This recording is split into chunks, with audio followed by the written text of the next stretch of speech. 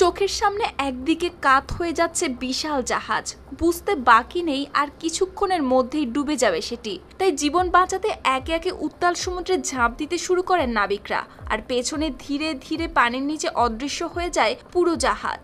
ভয়ঙ্কর এই ঘটনা ঘটেছে ফিলিপাইনের জাম্বালেস প্রদেশের বোটোনাল উপকূলে।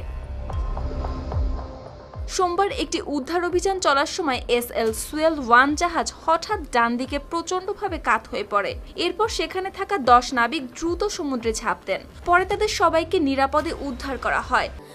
স্যান্ডেলিনা সো, রূপচর্চায় আভিজাত্য। তবে জাহাজের সমস্যা শুরু হয়েছিল আরও আগে। 14 আগস্ট জাহাজটির খোলে ফাটল ধরে ইঞ্জিন রুমে পানি ঢুকতে শুরু করলে তখনও একবার উদ্ধার করা হয়েছিল 9 নাবিককে। এরপর 24 আগস্ট সোমবার সেটি উদ্ধারের চেষ্টা চলাকালে হঠাৎ একদিকে কাত হয়ে যায়।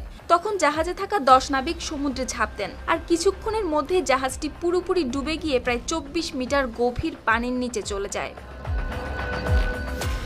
এদিকে 15,000 লিটার ডিজেল সহ জাহাজটি এখন সমুদ্রের নিচে, তাই তেল ছড়িয়ে নতুন বিপদ তৈরি হয় কিনা সেদিকেই কড়া নজর রাখছে ফিলিপাইন কোস্টগার্ড। সুপ্তি রায়, RTV।